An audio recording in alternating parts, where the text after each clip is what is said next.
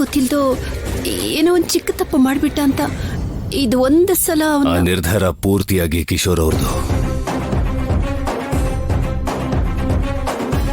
ಅವ್ರು ತಗೊಳ್ಳೋ ನಿರ್ಧಾರನ ನಾನು ಗೌರವಿಸ್ತೀನಿ ಜಾನಕಿ.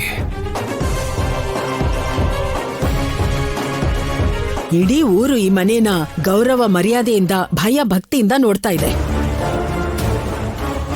ಆದ್ರೆ ಇವತ್ತಿವ್ನ್ ಕುಡಿದ್ ಬಂದಿರೋದಿಕ್ಕೆ ಒಬ್ನು ಗೊತ್ತಾದ್ರೆ ಇಡೀ ಊರಿಗೆ ಟಾಮ್ ಟಾಮ್ ಹೊಡೆದ್ ಬಿಡ್ತಾರೆ. ಅಷ್ಟು ಕೂಡ ಪ್ರಜ್ಞೆ ಇಲ್ಲ ಅಂದ್ರೆ ಹೇಗೋ. ಇಷ್ಟೊತ್ತಿಗೆ ಮತ್ತು ಇಳ್ದಿರತ್ತೆ ಅನ್ಕೋತೀನಿ. ಅವ್ರಪ್ಪನಂಗೆ ಹೊತ್ತು ಮುಳುಗೋವರೆಗೂ ಅಂಗಡಿ ಮುಂದೆ ಕೂತ್ಕೊಂಡು ಕುಡಿತಾ ಇರ್ಲಿಲ್ಲ. ಬೇವಿನ ಮರದಲ್ಲಿ ಮಾವಿನ ಹಣ್ಣು ಬಿಡಕ್ಕಾಗತ್ತಾ?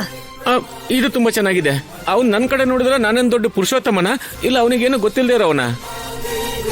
ಕುಡ್ದಿದ್ದಕ್ಕೆ ತಲೆ ತೆಗೆಸ್ಕೊಂಡಿರ್ಬೇಕು ಅನ್ನೋದಾದ್ರೆ ನೀವು ಪ್ರತಿದಿನ ಈ ಮನೇಲಿ ತಲೆ ತೆಗೆಸ್ಕೊಂಡಿರ್ಬೇಕು. ನೀ ಸ್ವಲ್ಪ ಸುಮ್ನಿರ್ತೀಯ? ಸುಮ್ನಿರ್ರಿ. ಆದ್ರೂ ಈ ಕುಡಿಯೋ ಅಭ್ಯಾಸ ಏನ್ ಹೊಸದಾಗಿ ಸೀನು ಹೀಗ್ ಮಾಡ್ತಾನೆ ಅಂತ ನಾನ್ ಅನ್ಕೊಂಡಿರ್ಲಿಲ್ಲ. ಆದ್ಯ ಅವನಿಂದ ದೂರ ಆದ್ಮೇಲೆ ಡೈವರ್ಸ್ ಕೊಡ್ತಾಳೆ ಅನ್ನೋ ಬೇಜಾರಲ್ಲಿದಾನಲ್ವಾ, ಅಭ್ಯಾಸ ಮಾಡ್ಕೊಂಡಿರ್ಬೇಕು. ಸುಮ್ನಿರು ಶಿವರಾಜು. ನನ್ನ ತಂಗಿ ಮಗ 25 ವರ್ಷ ನನ್ನ ಕೆಳಗೆ ಬೆಳೆದಿದ್ದಾನೆ. ನಾನು ಅಂದ್ರೆ ಭಯ ಇದೆ, ನನ್ನ ಮಾತು ಅಂದ್ರೆ ಗೌರವ ಇದೆ.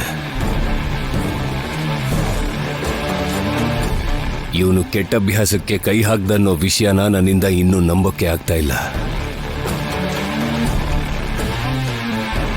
ಆದ್ರೆ ಇವನು ಕುಡ್ದಿರೋ ಮತ್ತಲ್ಲಿ ಮನೆಗೆ ಬಂದಿದ್ದು, ಇವನನ್ನ ಆದ್ಯ ಮನೆಗೆ ಕರ್ಕೊಂಡು ಬಂದಿದ್ದನ್ನ ನಾವೆಲ್ಲರೂ ನೋಡಿದೀವಿ.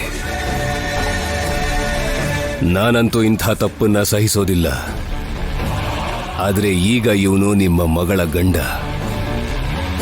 ಅವ್ರ ಜೀವನ ಚೆನ್ನಾಗಿರ್ಬೇಕು ಅನ್ನೋ ಆಸೆ, ಒಳ್ಳೇದಕ್ಕೋಸ್ಕರ ನಿರ್ಧಾರ ತಗೊಳ್ಳೋ ಹಕ್ಕು ನಿಮಗಿದೆ. ನೀವೇನೇ ನಿರ್ಧಾರ ತಗೊಂಡ್ರು ಅದನ್ನ ಈ ಇಡೀ ಕುಟುಂಬ ಗೌರವಿಸುತ್ತೆ.